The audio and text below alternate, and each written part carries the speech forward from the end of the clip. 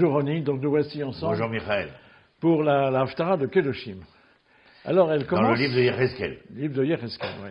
Elle commence d'une manière très curieuse. Le premier verset de cette Haftarah nous dit que la 7e année du règne du roi Tzidkiyahu, le 10e jour du 5e mois, qui correspond au 10 Av dans le calendrier hébreu, qui n'est pas une date particulièrement réjouissante, 10 hommes ont voulu demander un entretien, solliciter un entretien avec Akadosh Baruch Hu. Et Akadosh Baruch Hu leur dit, eh bien moi je ne vais pas me laisser interroger par vous.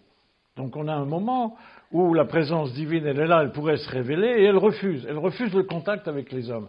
Donc c'est une entrée en matière particulièrement déroutante et difficile. Absolument. Donc il y a des moments où Dieu refuse comme ça de parler à son peuple. Avant de répondre, je vais essayer de remettre les choses dans leur contexte, puisque tu as donné une date.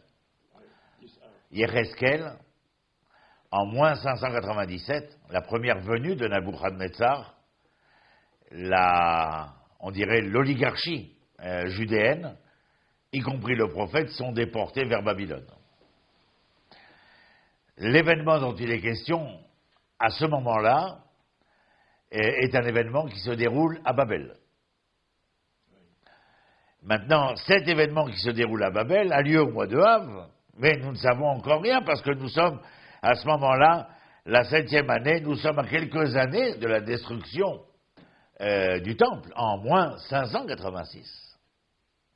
Donc, il y a 11 ans qui séparent le moment où il quitte la Judée, arrive à Babylone, et le moment où le temple sera détruit. Et il dit à ce moment-là que des hommes sont venus, parmi les anciens d'Israël, sont venus consulter l'Éternel. Et Yecheskel dit, comment est-ce qu'on consultait l'Éternel? Yecheskel était avec eux.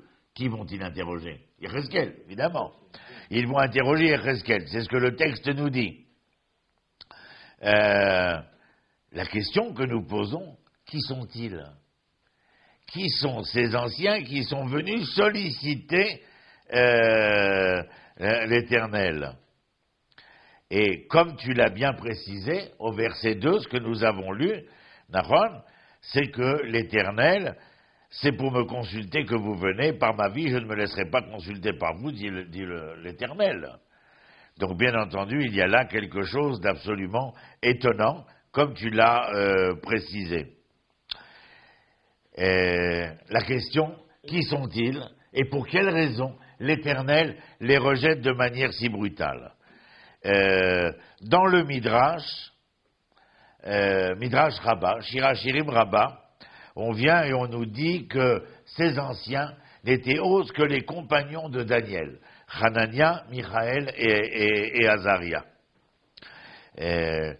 Cet étrange épisode, d'ailleurs, pour nos téléspectateurs, si ça les intéresse, d'aller voir le livre d'un de mes maîtres, Zecher Tzadik Livracha, le professeur Rav André Neher, dans le livre L'exil de la parole, ils y trouveront de quoi améliorer leur connaissance à ce sujet. Mais donc, le texte nous dit dans le Midrash ici qu'il s'agirait de Hanania, Michaël et Azaria. Comme on sait, ce sont des futurs martyrs. Martyrs parce que Nabuchodonosor avait fait ériger une statue devant laquelle il demandait à ce que l'on se prosterne. Alors quand même, Akadosh Baruch Hu, il motive la raison pour laquelle il ne veut pas se laisser consulter. Il leur dit, parce que moi je vous ai donné une Torah extraordinaire, je vous ai fait rentrer dans un pays où coule le lait et le miel, mais comment vous êtes comportés, vous? Alors essayez de vous mettre en phase avec ma Torah, et à ce moment-là, on sera sur le même track, au même niveau. Et c'est là où la fonction du prophète, elle apparaît. La fonction du prophète, c'est pas d'annoncer l'avenir, c'est simplement de rappeler au peuple, s'il s'est éloigné, qu'il a intérêt à se remettre sur les rails. Absolument. Et parmi ces rails, il y en a un qui nous interpelle ici. Et ce rail est dans le livre de Daniel que je vais te citer. Vous serez jetés sans délai dans la fournaise ardente, leur dit le fameux Nabuchodonosor. Quel est donc le Dieu qui vous sauvera de mes mains?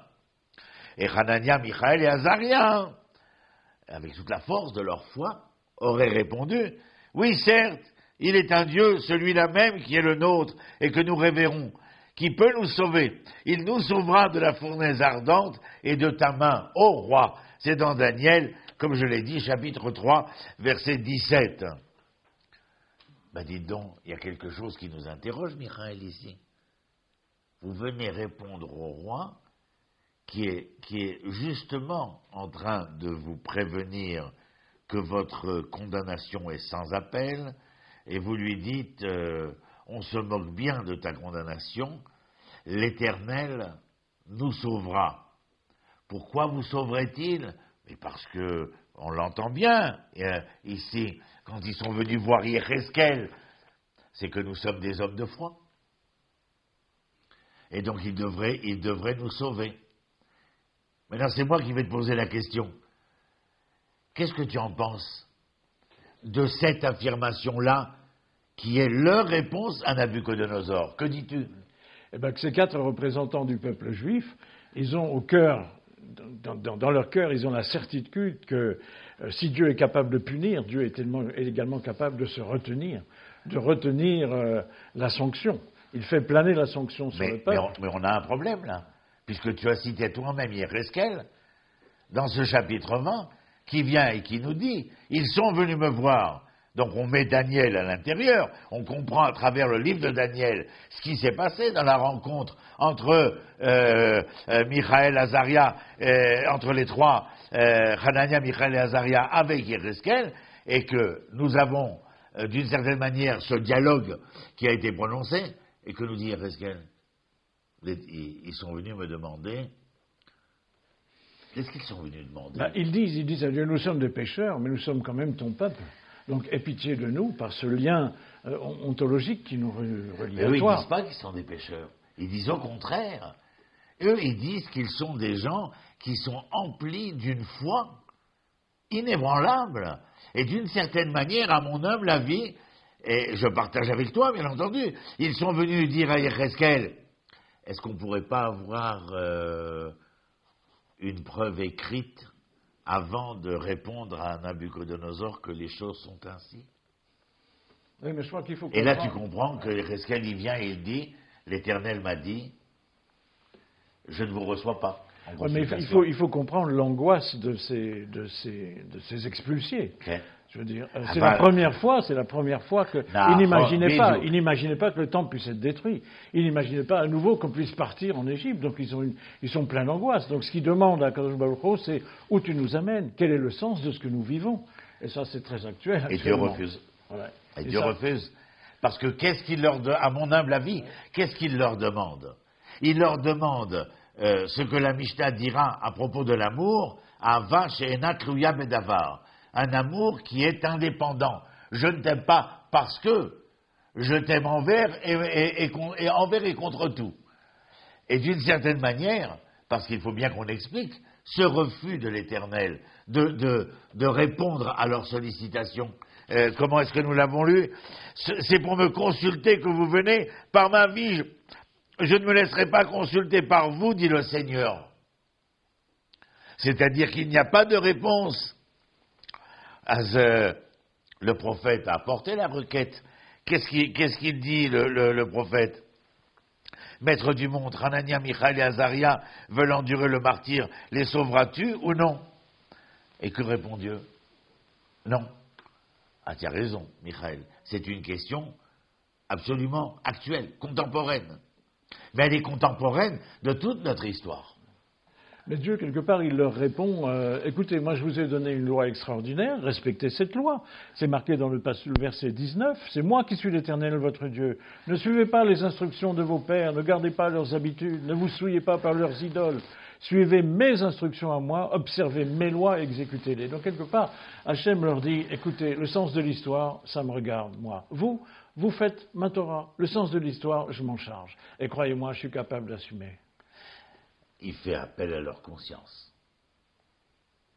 Il fait appel à leur conscience de pouvoir être et de ne pas être de ceux qui diraient, tu sais, on a l'habitude sur nos feuilles d'écrire Bet Samer Dalet, Bessiata d'Ishmaïa, avec l'aide de Dieu. Et là, dans Yéhezkel, Dieu dit, Non, non, non. Alors tu sais ce que dit le Zohar, Michael? Ce n'est pas Beth Samer Dalet que nous écrivons. C'est Beth Samer, et là ça change, Lamed. Bessiata Li Shmaya. Avec l'aide que vous apportez à l'Éternel. Avec l'aide que tu apportes à l'Éternel.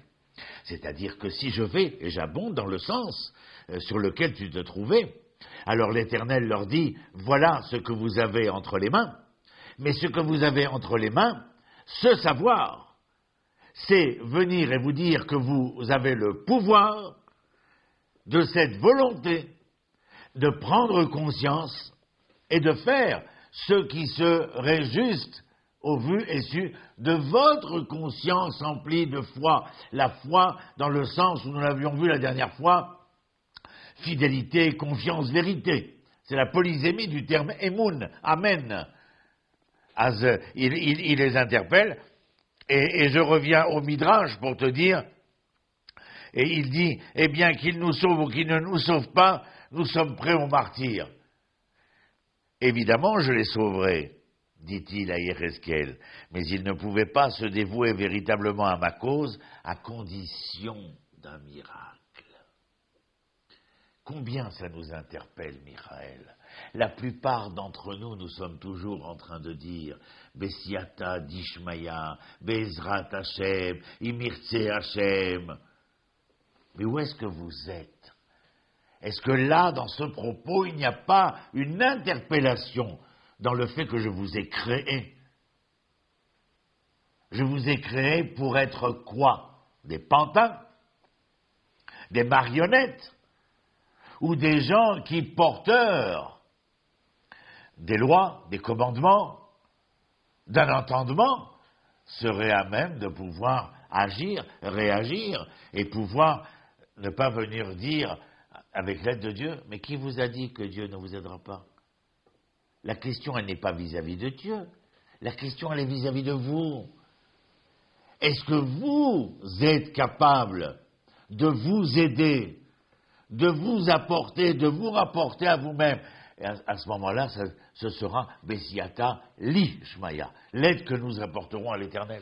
Ce que tu dis, ça me fait penser à un film qui a eu un grand succès il y a quelques années, qui s'appelait Jumanji, où on voit des enfants qui sont en train de jouer, et tout à coup, le jeu qui manifeste un jeu d'enfant, où on avance des pions, etc., ce jeu se verse tout à coup dans un réel insurmontable. Ils jouent, il y a des bêtes, ils sont attaqués par des bêtes féroces. On peut dire que quelque part, la mise en action du savoir divin, elle provoque l'arrivée dans le monde d'une énergie divine qui va transformer le réel. Un peu de la même manière que dans le film de Jumanji, lorsqu'on arrivait sur une case où on devait être mangé par un lion, de la même manière, quand on met un passouk de Torah, quand on l'exécute, quand il y a une exécution collective du passouk, il y a une énergie spirituelle d'en haut qui modifie le monde et qui fait le tikkun du monde, la réparation du monde.